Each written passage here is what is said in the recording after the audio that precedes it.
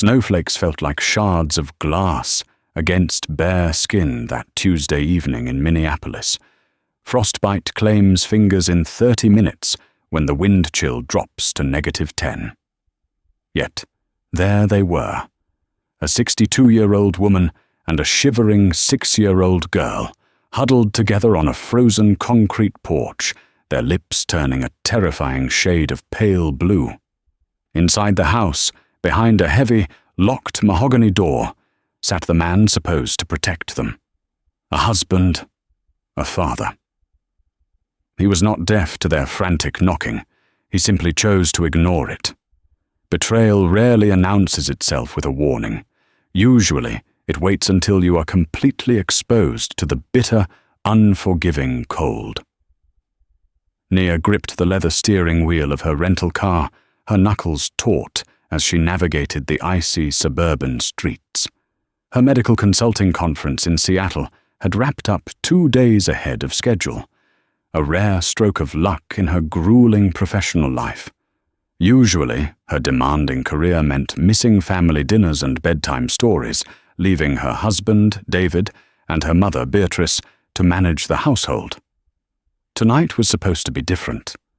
She had deliberately kept her early return a secret, imagining the delighted squeal of her 6-year-old daughter, Maya, and the warm, surprised embrace from David.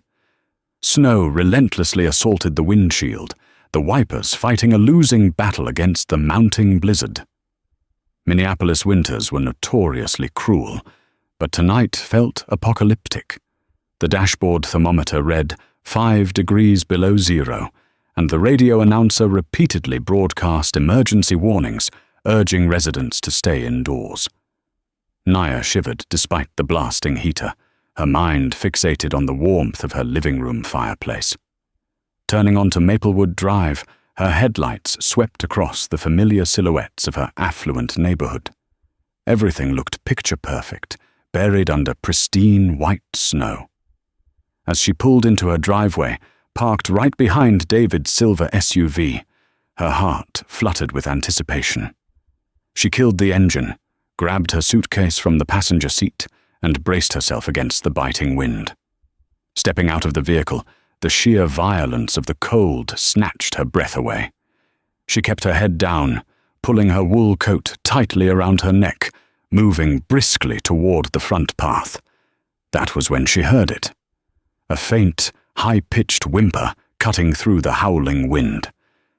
Nia stopped dead in her tracks, snow crunching beneath her boots. She squinted through the swirling flurries toward the shadows of her wide, wraparound porch. 2 figures were huddled together on the welcome mat, pressed desperately into the corner to escape the wind. "Hello?" Nia called out, her voice swallowed by the storm. One of the figures shifted. A face turned toward her, illuminated briefly by the flickering motion sensor light. Nia's stomach plummeted into an abyss. Her suitcase slipped from her freezing fingers, crashing into a snowbank. "Mom!" Nia screamed, sprinting up the icy steps, nearly slipping. "Maya!" It was Beatrice.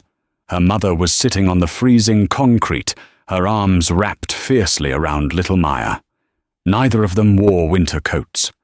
Beatrice was in a thin cotton cardigan and house slippers, her legs bare against the biting air. Maya was tucked inside her grandmother's embrace, wearing only a pair of fleece pajamas, her tiny face buried in Beatrice's chest. They were violently trembling, their bodies convulsing in the early stages of hypothermia. "Nia," Beatrice rasped, her voice barely a whisper. Her dark skin had taken on an ashen, greyish hue, and her lips were cracked and bleeding from the dry, freezing air. "Nia, please. Oh my God, what happened?" Nia dropped to her knees, instantly tearing off her heavy wool coat and wrapping it around her daughter's fragile frame. Maya didn't cry. She was too cold to make a sound, her eyes half closed and glassy. "He locked it," Beatrice sobbed, her teeth chattering so violently she could barely form the words. "David, he locked us out. We just stepped out to get the mail." He shut the door. Nia felt a surge of absolute terror, mixed with total confusion. "What do you mean he locked you out? He's inside." "He won't answer," Beatrice wept, clutching Nia's arm with ice-cold, stiff fingers. "We've been out here, I don't know, an hour. I knocked. I screamed. He looked right at me through the glass. Nia.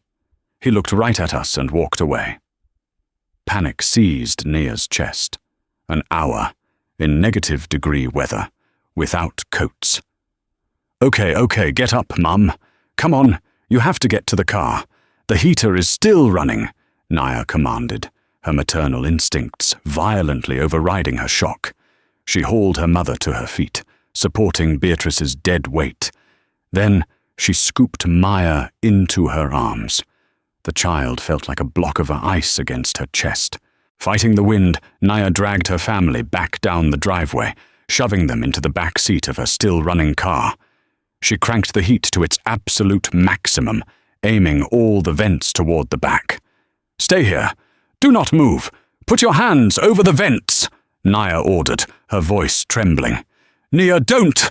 Beatrice pleaded weakly, her eyes filled with a terror that broke Nia's heart. "Something is wrong with him. Something is very wrong. I am going to get us inside," Nia said, her voice dropping to a low, lethal register. The panic was receding, rapidly being replaced by a blinding, white-hot rage. She slammed the car door shut, ensuring the locks engaged so they were safe and warm. Then she turned back toward the house. The picturesque suburban home now looked like a fortress. Her fortress. She paid the mortgage. She worked 80-hour weeks to keep the lights on and the pantry full. And the white man she had promised her life to had just left her black mother and her mixed-race child to freeze to death on the porch. Nia marched up the steps, her bare arms stinging in the bitter cold, but she barely felt it. Adrenaline pumped through her veins like battery acid. Nia reached the front door and jammed her hand into her purse, fishing out her keychain. Her fingers were already stiffening from the cold, but she managed to find the familiar brass key. She shoved it into the lock and twisted. It wouldn't turn.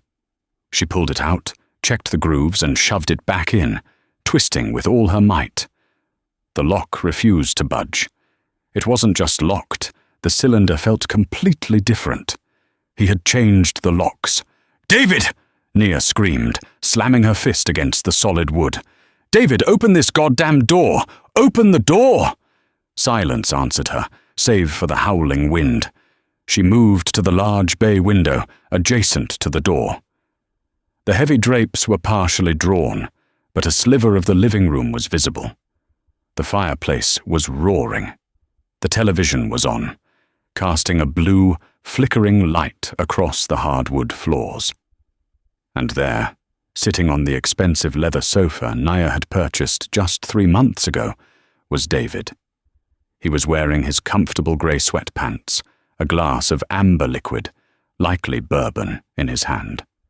He was staring at the television, the picture of domestic relaxation. Nia pounded on the reinforced glass with both fists. "David, look at me! Look at me, you coward!"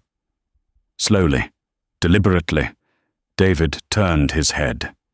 His gaze met hers through the frost-covered glass. Nia expected to see shock, guilt, or even a panicked realization that he had made a terrible mistake. Instead, his pale blue eyes were completely devoid of emotion. His expression was flat, hard, and utterly indifferent. He took a slow sip of his bourbon. "Open the door!" Nia shrieked, her voice cracking, tears of absolute fury freezing on her cheeks. "Maya is freezing! My mother is freezing! What is wrong with you?" David set his glass down on the coffee table. He stood up, towering and broad-shouldered, and walked slowly toward the window. He didn't look angry. He looked deeply, unsettlingly calm. He stopped just inches from the glass, looking down at his wife. He mouthed a single phrase through the pain. "You're early." Nia's breath hitched. Open the door, David. I am calling the police. I swear to God, I am calling the cops right now." David smirked. It was a small, chilling upward curve of his lips. He reached into the pocket of his sweatpants and pulled out a folded piece of paper. He held it up to the glass. Nia squinted through the frost. It was a legal document. At the top, in bold, unmistakable letters, were the words, "Temporary Restraining Order." Below that, another line caught her eye. "Notice of eviction/exclusive occupancy." Nia felt the ground tilt beneath her feet. Her brain struggled to process the words. A restraining order. Against who? Her? Beatrice? Before she could read the finer print, David lowered the paper. He pointed to the driveway, making a shooing motion with his hand, as if dismissing a stray dog. Then he reached over and pulled the heavy curtain completely shut, plunging the porch back into darkness. "No!" Nia screamed, kicking the door with the heel of her boot. "You son of a bitch! You don't get to do this! This is my house!" She kicked again, the wood splintering slightly, but the heavy deadbolt held firm. The cold was beginning to sink deep into her bones, her teeth violently chattering. The reality of the situation crashed over her in suffocating waves. David hadn't just lost his temper. He hadn't just been petty. This was a calculated, premeditated strike. He had waited until she was thousands of miles away in Seattle. He had changed the locks. He had filed fraudulent legal papers. And he had lured an elderly woman and a 6-year-old child onto the porch in sub-zero temperatures, intending to lock them out. If Nia hadn't come home 2 days early, if she had stayed in Seattle until Thursday, as planned, her mother and daughter would be dead. They would have frozen to death on that porch. A profound, terrifying clarity washed over Nia. The husband she had loved, the man she had built a life with, was gone. Perhaps he had never existed at all. In his place was a monster who had just attempted to quietly murder her family through exposure. Nia backed away from the door. Her phone felt like a block of ice in her pocket. She pulled it out with numb fingers and dialed 911, her eyes fixed on the closed curtains of her own home. "911, what is your emergency?" The dispatcher's voice crackled through the speaker. "My name is Nia Rollins," she said, her voice shaking but eerily calm. "I need police and an ambulance at 442 Maplewood Drive immediately. My husband just tried to freeze my mother and daughter to death." As she walked back to the running car, where Beatrice was rubbing Maya's tiny pale hands in the back seat, Nia looked back at the house. David thought he had won. He thought the legal papers and the changed locks gave him the upper hand. He thought he could push a black woman out of the life she had built with her own blood, sweat, and tears, and keep the spoils for himself. He was incredibly, fatally mistaken. Nia pulled open the car door and slid into the driver's seat. The heat blasted against her face, melting the frost on her eyelashes. "Are they coming?" Beatrice asked, her voice still weak, hugging Maya tighter. "They're coming, Mum," Nia said softly, reaching back to squeeze her daughter's foot. Maya finally let out a soft, exhausted whimper. Nia's heart broke, but it was quickly glued back together by pure, unadulterated vengeance. "What are we going to do, Nia?" Beatrice whispered. Nia stared at the front door of her house. "We are going to destroy him." Red and blue strobes violently fractured the blinding white of the blizzard as 2 squad cars and an ambulance careened onto Maplewood Drive. Neighbors, previously tucked away in their warm beds, began to peek through their frost-laced blinds, drawn by the chaotic symphony of sirens piercing the quiet, affluent suburban street. Nia threw open the back door of her running car the second the paramedics jumped from their rig. A veteran EMT named Sarah Jenkins rushed forward with heavy thermal blankets and a trauma kit.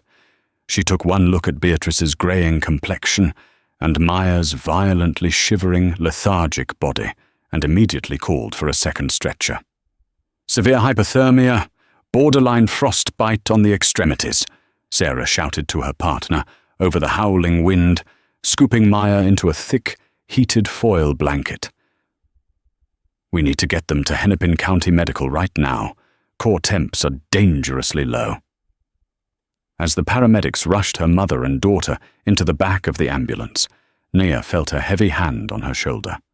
She turned to face Officer Greg Tolan, a burly, stern-faced Minneapolis cop brushing snow from his tactical vest.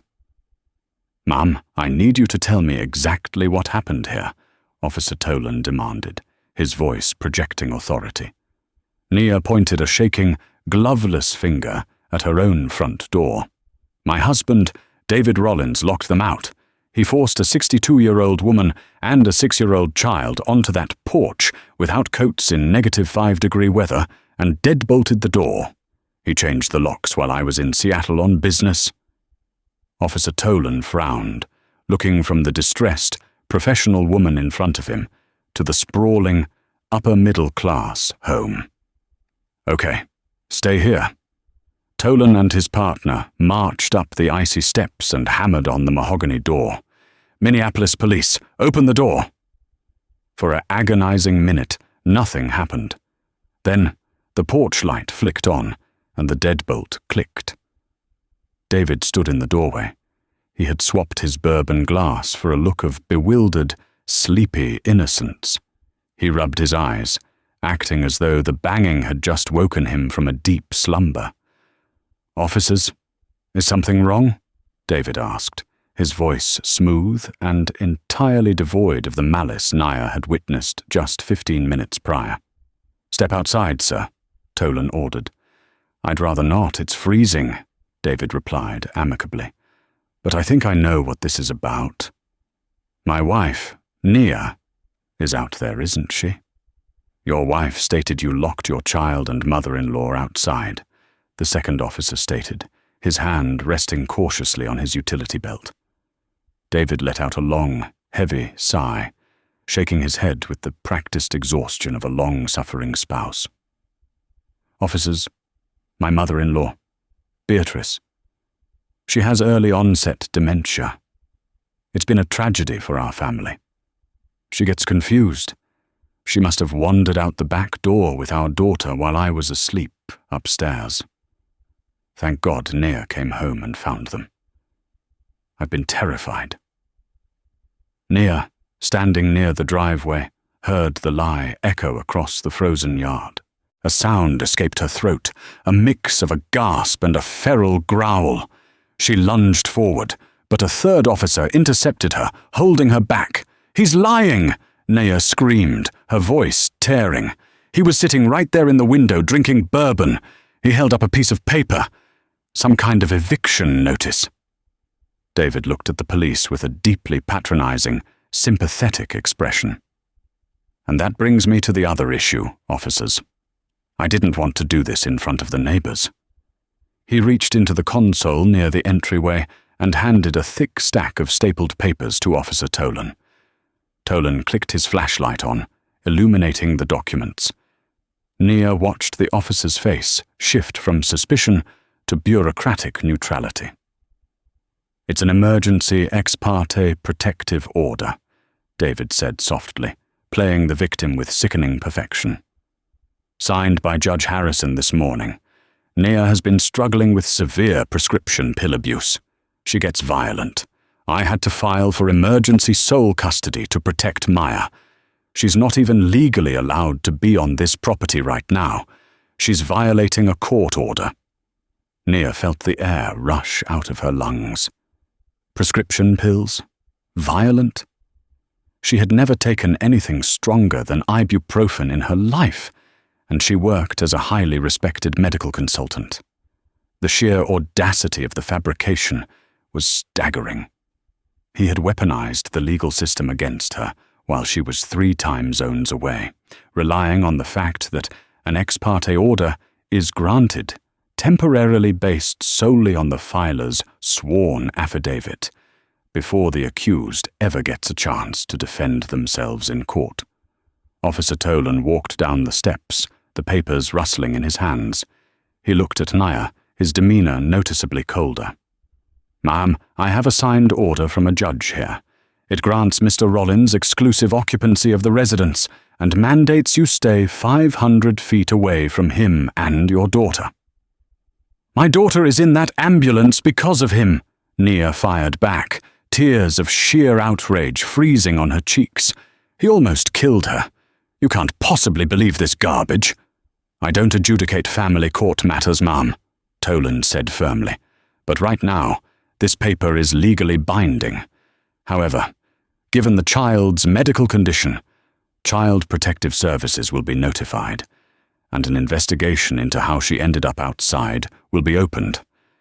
But for tonight, you need to leave the premises, or I will have to arrest you for violating a restraining order." David stood on the porch, his hands in the pockets of his sweatpants. He didn't smile, but his pale eyes locked onto Nia's, radiating a triumphant, icy venom. He had outplayed her. "I'm going to the hospital," Nia said, her voice dropping to a deadly, quiet register. She stepped closer to Officer Tolan, locking eyes with him. "He didn't just lock me out of my house. He tried to freeze my child to death to play the grieving father and take everything. You tell him I'm coming for him, and I won't need a piece of paper to ruin his life." Nia turned on her heel, marching back to her rental car. She slammed it into reverse, tires spinning on the ice, and sped off into the blizzard toward the hospital, leaving her home and the imposter she married behind. Sunlight streaming through the frost-covered windows of the hospital cafeteria the next morning offered no warmth. Nia sat at a small, sterile table, a cup of untouched black coffee sitting in front of her. Upstairs in the pediatric wing, Maya was finally sleeping peacefully. Her core temperature had stabilized, though her fingers were blistered and swollen from frost nip. Beatrice was in the adjacent adult ward, heavily monitored, after her heart rate spiked dangerously during the rewarming process. They were alive. That was the only thing keeping Nia from completely shattering. Across the table sat Richard "Rick" Gable. Rick was a 50-year-old silver-haired bulldog of a family law attorney whom Nia had met years ago when consulting on a malpractice suit.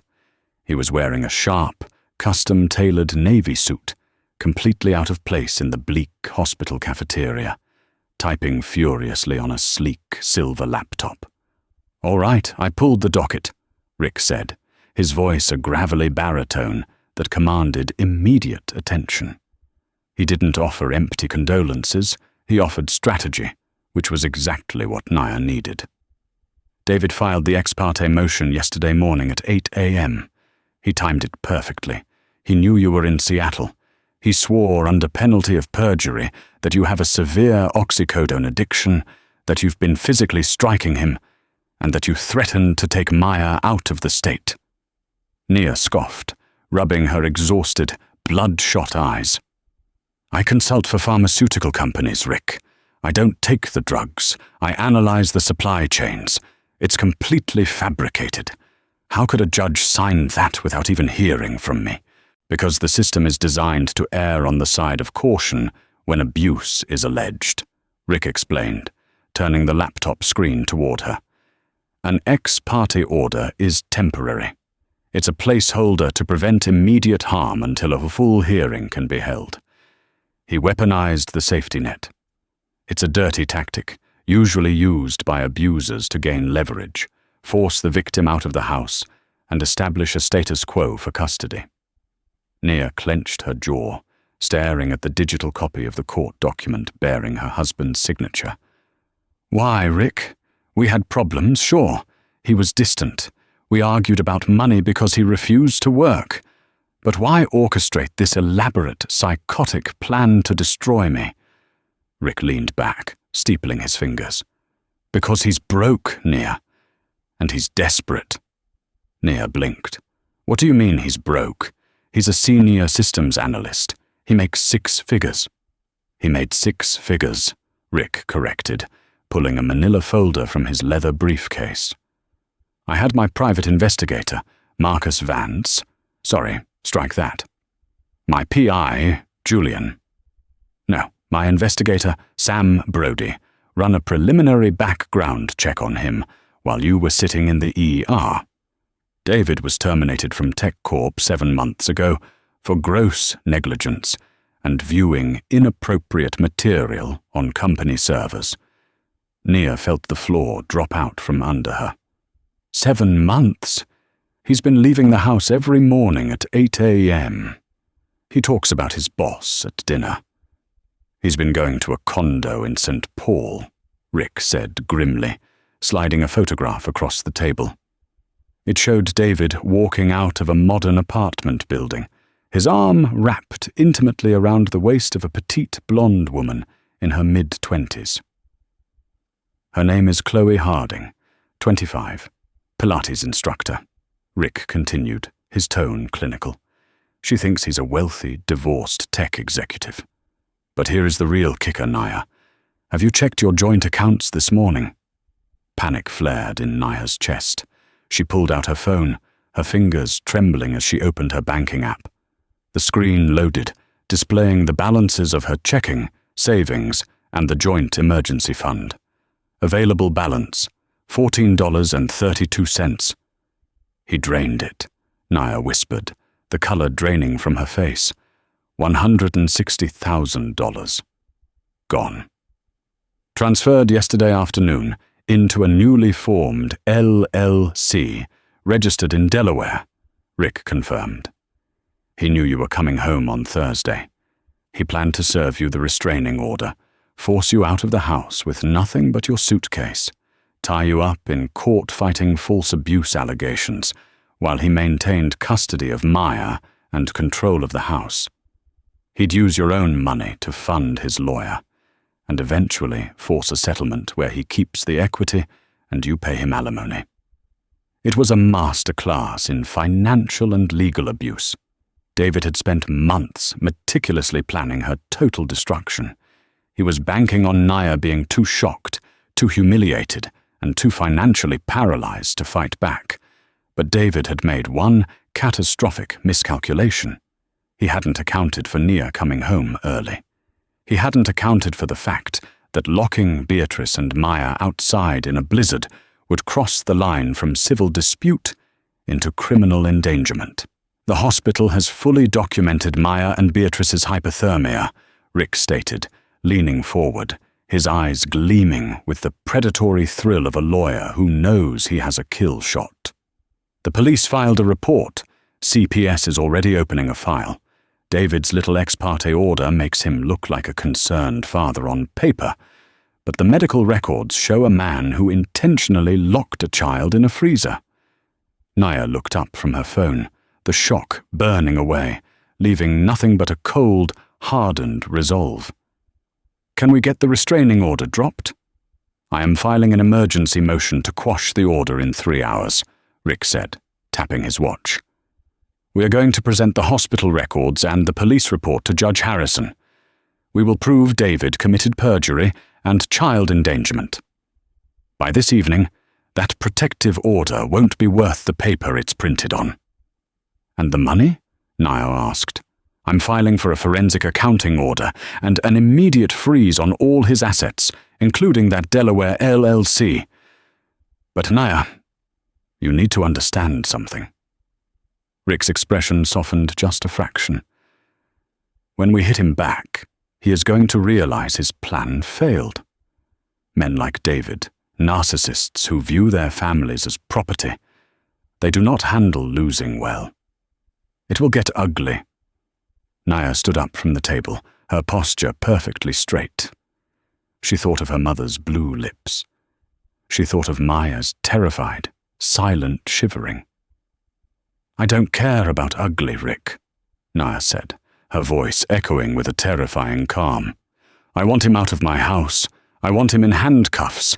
I want everything he tried to take from me, and then I want to take whatever he has left. Let's go to war.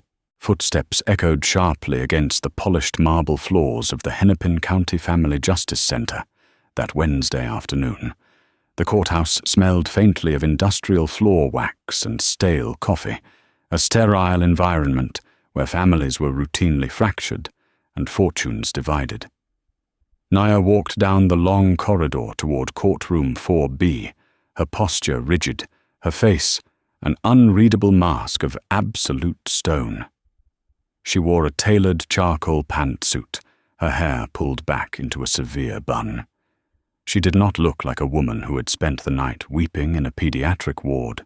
She looked like an executioner arriving for a scheduled hanging.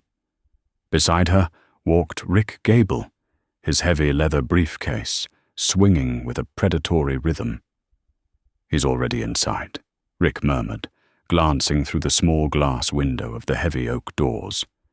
He brought Arthur Penhaligon, cheap strip mall attorney. Bills by the flat rate, mostly handles uncontested divorces and DUIs. David really thought this was going to be a walk in the park. Nia pushed open the heavy oak doors and stepped into the gallery. Sitting at the petitioner's table was David. He was wearing the navy blue Brooks Brothers suit Nia had bought him for his 40th birthday. When he heard the doors open, he turned around. The smug, victorious smirk that had been resting on his face faltered for a fraction of a second when he saw Nia, but he quickly rearranged his features into an expression of sorrowful concern. He leaned over and whispered something to Penhaligon, who merely nodded and shuffled his meager stack of papers. "All rise," the bailiff barked, as the door behind the bench swung open. The Honorable Judge William Harrison took his seat. He was a veteran of the family court system, a man with thinning silver hair and a notoriously low tolerance for courtroom theatrics. He adjusted his reading glasses and looked down at the docket. "We are here on an emergency motion to quash an ex parte order granted yesterday in the matter of Rollins versus Rollins," Judge Harrison stated, his voice a dry, gravelly drone. "Mr. Penhaligon, your client was granted temporary exclusive occupancy and a restraining order based on an affidavit alleging severe substance abuse, physical violence, and flight risk. Mr. Gable, you filed the motion to vacate. The floor is yours." Rick stood up, buttoning his suit jacket. He did not walk to the podium. He stood right next to Nia, making sure the judge saw them as a united, unyielding front. "Your Honor," Rick began, his voice booming through the quiet courtroom. "The affidavit signed by David Rollins is not merely a fabrication. It is a calculated act of perjury, designed to cover up a horrific act of criminal child endangerment, financial fraud, and attempted murder by exposure." Penhaligon jumped to his feet. "Objection, Your Honor. This is family court, not a criminal tribunal. Counsel is throwing around baseless, inflammatory accusations." "Overruled," Judge Harrison snapped, his eyes narrowing as he looked at Rick. "Those are heavy accusations, Mr. Gable. You better have the paperwork to back them up." "I have much more than paperwork, Your Honor. I have the medical records of a 6-year-old child and a 62-year-old woman." Rick approached the bench, handing a thick, tabbed binder to the bailiff, who passed it up to the judge. "Exhibit A is the official EMT report filed by paramedic Sarah Jenkins at 8:42 p.m. last night. Exhibit B contains the emergency room intake files from Hennepin County Medical Center." Judge Harrison opened the binder. The courtroom descended into a suffocating silence as the judge read the documents. David shifted uncomfortably in his chair. He glanced back at Nia, but she refused to look away. She stared directly into his pale blue eyes, letting him see the absolute inferno burning behind hers. "Your Honor," Rick continued, pacing slowly in front of the tables. "While my client, Nia Rollins, was returning early from a business trip in Seattle, her husband locked his own daughter and his elderly mother-in-law out of their home. The temperature was 5 degrees below zero. They were in pajamas. He deadbolted the door, ignored their pleas for over an hour, and then sat by his fireplace, drinking bourbon while they went into severe hypothermic shock. "That is a lie," David blurted out, slamming his hand on the table. "My mother-in-law has dementia. She wandered out." "Silence!" Judge Harrison roared, slamming his gavel so hard it echoed like a gunshot. He glared down at David. "You will speak when spoken to, Mr. Rollins, or I will have you removed and held in contempt. Is that understood?" David swallowed hard, the color draining from his face. "Yes, Your Honor." "Furthermore, Your Honor," Rick pressed on, scenting blood in the water. "If she wandered out, why did Mr. Rollins change the deadbolt cylinders yesterday afternoon?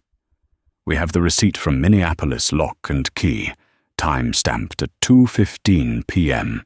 He locked them out intentionally to ensure my client could not enter the home upon her return." Judge Harrison flipped to the next tab in the binder, his face growing darker with every page. "Core temperature of 93 degrees. First-degree frostbite on the minor child's extremities," the judge read aloud, his voice dripping with disgust. He looked up, peering over his glasses at David's attorney. "Mr. Penhaligon, your client swore under oath that he feared for his child's safety due to the mother's alleged pill addiction. An addiction, I might add, that Mr. Gable has preemptively countered with a negative toxicology screen taken by Mrs. Rollins at the hospital last night."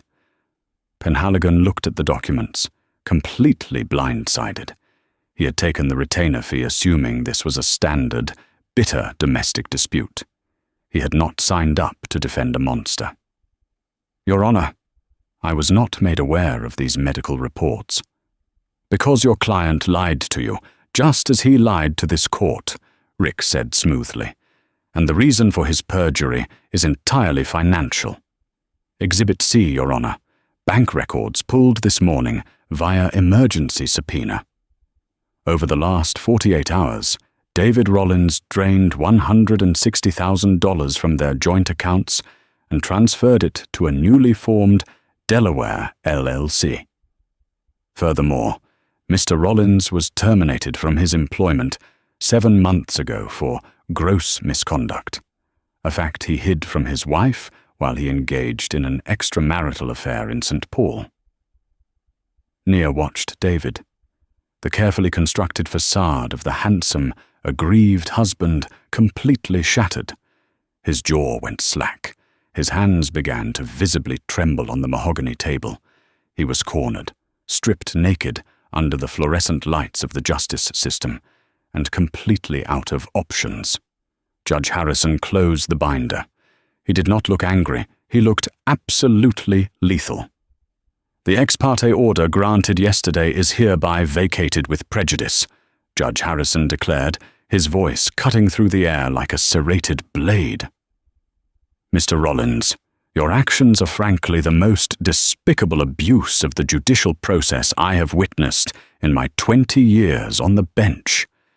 You weaponized this court to facilitate financial ruin and physical harm to your own family." The judge began signing a new stack of papers with violent, aggressive strokes of his pen. "I am issuing an immediate, mutual restraining order, but with a critical caveat. Mr. Rollins, you are stripped of your occupancy rights. You are to vacate the premises at 442 Maplewood Drive immediately. You are not to come within 1,000 feet of Nia Rollins, Beatrice Carter, or Maya Rollins. I am also freezing the assets of your Delaware LLC and any other financial accounts bearing your name, pending a full forensic audit." "Your Honor, please, I have nowhere to go," David pleaded, his voice cracking, a pathetic whine replacing his arrogant tone. "I have no money." Judge Harrison looked down at him with zero pity. "Perhaps you can ask the child you locked in a freezer for a loan. We are adjourned." "And Mr. Rollins, a transcript of this hearing, along with these medical records, is being forwarded by my clerk directly to the Hennepin County District Attorney's office. I highly suggest you retain criminal counsel." The gavel slammed down. It sounded like the final nail being driven into a coffin. Rick packed his briefcase, giving Naya a small, grim nod. Phase 1 complete. Naya didn't smile. She just looked at David, who was staring blankly at the table, his chest heaving with panicked breaths. She walked right past him, the scent of his expensive cologne making her nauseous. "You should have bought a warmer coat, David," Naya whispered as she walked by. "It's cold out there." Snow continued to fall over the Twin Cities, burying the streets under a thick, suffocating blanket of white. By 4 p.m., Naya was standing in the foyer of the house on Maplewood Drive. A professional locksmith, a burly man named Greg, was drilling out the heavy deadbolts David had installed just 24 hours prior. The house felt different. The air was stale, tainted by the betrayal that had occurred within its walls. But as Greg installed the new, high-security smart locks, Naya felt the power dynamic officially shift. This was her house again.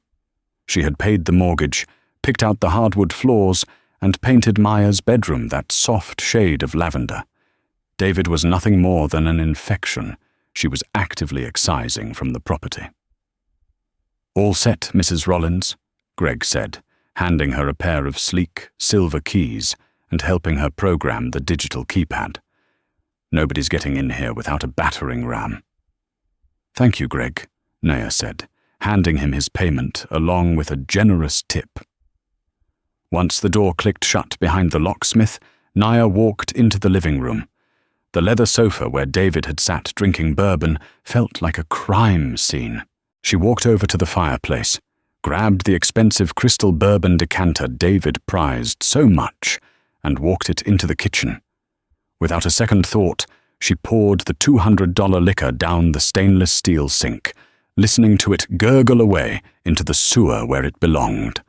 Her phone buzzed in her pocket. It was Rick.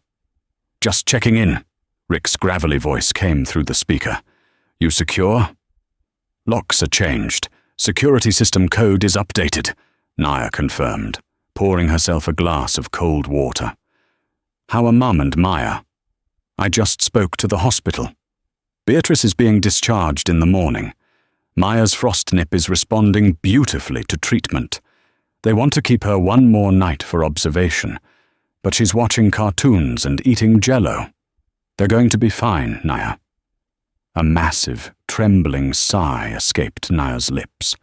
It was the first time she had allowed herself to physically relax in 2 days.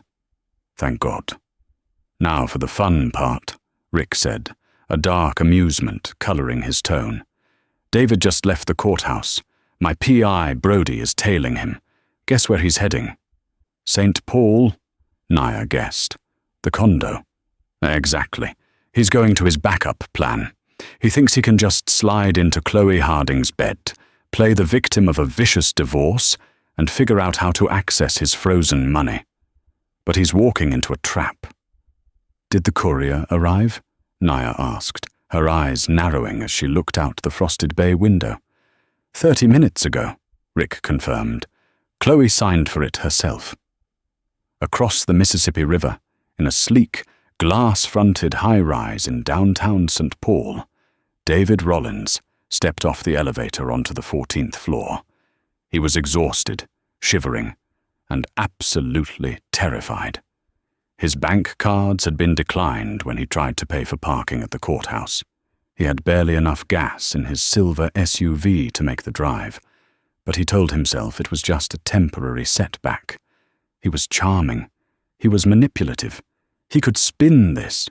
He would tell Chloe that his crazy, pill-addicted wife had hired a shark lawyer to freeze his assets, and he just needed a place to stay while the dust settled. He keyed in the door code to Chloe's apartment and stepped inside. "Babe, it's me," he called out, trying to inject a tone of weary sadness into his voice. Chloe was standing in the kitchen. She was wearing her expensive Lululemon workout gear, her blonde hair pulled into a high ponytail. but she wasn't smiling. Spread out across her marble kitchen island were the contents of the manila envelope Rick Gable had couriered over. There were copies of David's termination papers from Tech Corp, explicitly detailing his firing for viewing explicit material on company time. There was a copy of his bank statements, showing an available balance of $14 before the massive, fraudulent transfer. And, sitting right in the center of the island, was a copy of the EMT report detailing Maya's hypothermia. David stopped dead in his tracks. The blood rushed out of his head, leaving him dizzy. "Chloe," David started, holding his hands up defensively. "I can explain. That's my wife's lawyer trying to intimidate you." Chloe looked up at him. She wasn't just angry, she was disgusted. She was a 25-year-old fitness instructor who liked nice dinners, expensive gifts, and the idea of being with a successful tech executive. She had absolutely no interest in being an accomplice to a broke, unemployed fraud who nearly killed his own kid. "You don't work at Tech Corp," Chloe said, her voice shaking with rage. "You haven't worked there in 7 months. You've been coming here, drinking my wine, eating my food, acting like you were stressed from boardroom meetings and you were unemployed?" "I was going to tell you. I've been consulting." "And the money," Chloe interrupted, picking up the bank statement. "You told me you were worth millions. You told me you were going to buy me that Mercedes for my birthday. You drained your wife's account yesterday. You're a thief." "Chloe, please," David begged, taking a step toward her. "Naya is crazy. She's setting me up.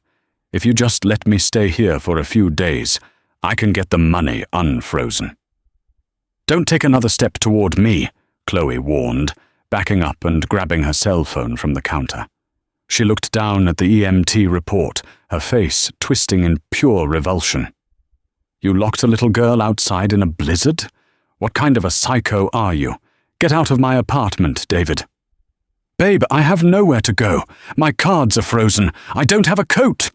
David's voice cracked into a pathetic, desperate whine. The slick, arrogant husband from the bay window was entirely gone, replaced by a whimpering coward facing the consequences of his own hubris. "I don't care if you freeze to death," Chloe spat, dialing 3 numbers into her phone. "I am calling the lobby security right now. If you aren't out of this door in 10 seconds, I'm pressing trespassing charges." David stared at her, realizing she meant every word. The safety net he had spent months weaving had been cut to shreds in a matter of hours. He turned around, his shoulders slumped in defeat, and walked out into the sterile hallway, the door slamming shut and locking behind him. 10 minutes later, David was back on the icy streets of St. Paul. The wind chill had dropped again as the sun began to set. He walked toward his SUV, shivering violently in his thin suit jacket, his teeth beginning to chatter. He reached into his pocket for his keys, planning to just sleep in the car with the heater running. As he approached his vehicle, a dark, unmarked Ford Explorer pulled up right behind his bumper, blocking him in. The doors opened and 2 men stepped out. They weren't wearing police uniforms, but the heavy tactical winter coats and the stern, unyielding expressions gave them away instantly. One of the men flashed a gold badge clipped to his belt. "David Rollins?" the man asked. His breath plumed in the freezing air. "I'm Detective Miller, Minneapolis Police Department, Special Victims Unit." David's heart hammered against his ribs like a trapped bird. "Yes? What is this about?" "This morning, a judge forwarded a rather disturbing medical file regarding your daughter, Maya Rollins, to the district attorney's office," Detective Miller said, pulling a pair of heavy steel handcuffs from his pocket. The DA reviewed the file, spoke with the EMTs, and issued an immediate warrant for your arrest. "Arrest?" David squeaked, his legs going weak. "On what charges?" 2 counts of felony child endangerment, 1 count of elder abuse, and a pending investigation into grand larceny and perjury. Miller listed off casually, as if reading a grocery list. "Turn around and place your hands behind your back, Mr. Rollins." David looked up at the towering skyscrapers around him, the freezing wind biting into his exposed skin. He thought about the warmth of his living room on Maplewood Drive. He thought about the bourbon, the roaring fireplace, and the smug satisfaction he had felt watching Nia scream through the glass. "Please," David whispered, tears freezing instantly on his cheeks. "It's so cold." Detective Miller grabbed David's arm, spinning him around and slapping the freezing steel cuffs tightly around his wrists. "Yeah, it is," Miller said, shoving David roughly toward the back of the unmarked cruiser. "I hear it gets pretty drafty in the county holding cells, too. Watch your head." Concrete walls offered no sympathy to the man who had traded his family for a Delaware LLC. Thursday morning broke with cruel grey light in David Rollins's cell. Footsteps echoed down the block, stopping at his iron door. Handcuffed and escorted to the visitation booth, David picked up the heavy receiver, desperately expecting a lifeline. Instead, sitting behind the smudged plexiglass, was Rick Gable. "Mr. Penhaligon dropped you," Rick rumbled. "Lawyers don't appreciate being lied to. You've been assigned an overworked public defender." "What do you want, Rick?" David croaked, tears of self-pity welling. "You took everything." "I am here to inform you of our overnight forensic audit," Rick said, his voice entirely devoid of pity. "We found the second mortgage." David's breath hitched. Absolute horror washed over his pale face. "Did you think you could hide it?" Rick asked, a cold smile forming. 3 weeks ago, you forged Nia's signature on a home equity line for $200,000. But you are a sloppy amateur. My investigator paid the bribed notary a visit last night. He sang to avoid charges. The bank froze the credit line. The funds reverted, and Nia retains full equity. District Attorney Valerie Brooks is adding felony forgery and bank fraud to your list. You are facing 25 years, David. "Tell Nia I'm sorry," David wept. "Tell her I love Maya." "You don't love anyone but yourself," Rick scoffed, hanging up the phone and walking away. While David faced the crushing weight of his reality, Nia faced a deeply emotional return. Sunlight poured through the massive bay windows of the Maplewood Drive house.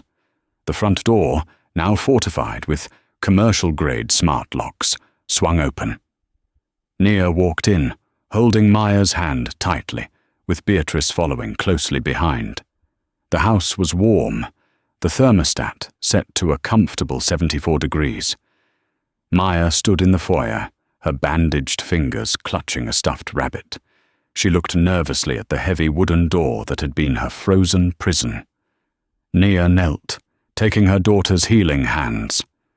"Look at me, baby girl," she whispered softly. "He is never coming back. I changed the locks. The police took him away. You and Grammy are entirely safe." Maya stared silently before dropping her rabbit and throwing her arms around Nia's neck, holding on with fierce strength. Nia squeezed her eyes shut, letting a single tear fall. Beatrice placed a steady hand on Nia's shoulder. "We survived. You brought us home." "I did," Nia said, holding her family close. "And we are going to build something beautiful out of the ashes." The legal machinery moved with brutal efficiency. Faced with an undeniable mountain of evidence and a merciless prosecutor, David completely folded. September arrived, painting Minneapolis in brilliant amber. Inside Criminal Courtroom 2A, Judge Sarah Bennett presided over the sentencing. Nia sat in the front row, radiant in a tailored emerald suit, completely untethered from her past trauma. Beside her sat Beatrice and Rick. David was led in wearing shackles, having aged 10 years in 6 months. His arrogant spark was permanently extinguished. "David Rollins," Judge Bennett announced, her voice echoing with finality. You pled guilty to felony child endangerment, elder abuse, forgery, and grand larceny. You weaponized the elements and your family's trust for financial gain. You are sentenced to 12 years in the state correctional facility, without parole for 8 years.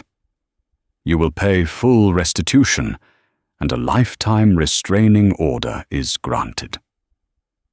As the bailiff led him away, David looked back at the gallery. He opened his mouth to speak, but no sound came out. Naya did not flinch. She simply held his gaze, her expression mirroring the cold, unyielding winter he had tried to bury her in, watching the heavy doors sever him from her life forever. Walking out of the courthouse, the crisp autumn air felt like a promise. The accounts are restored, the divorce decree is signed, and you have sole custody, Rick said, shaking her hand. The house is yours. He is gone. Betrayal is a violent storm, and David believed his deceit would quietly bury the strong women in his life. He drastically underestimated a mother's love. Nia did not just survive the blizzard. She became it, systematically dismantling the monster who sought to erase her. The house on Maplewood Drive stands today not as a monument to a broken marriage, but as a fortress of maternal triumph, permanently warmed by the fierce, protective love of those who fought to keep it. Betrayal is a violent storm that tests the foundation of everything we believe to be true. David Rollins believed his deceit would act as an avalanche, quietly burying the strong black women in his life under the guise of the law and the brutality of a Minnesota winter. He drastically underestimated the terrifying, unbreakable nature of a mother's love. Nia did not just survive the blizzard. She became it. She systematically dismantled the arrogant, entitled monster who sought to erase her, using his own hubris as the weapon of his destruction. Through the grueling legal battles and the agonizing recovery of her child and mother, Nia proved that true power does not lie in manipulation or cruelty, but in unyielding resilience. The house on Maplewood Drive stands today not as a monument to a broken marriage, but as a fortress of maternal triumph, permanently warmed by the fierce, protective love of the women who fought to keep it.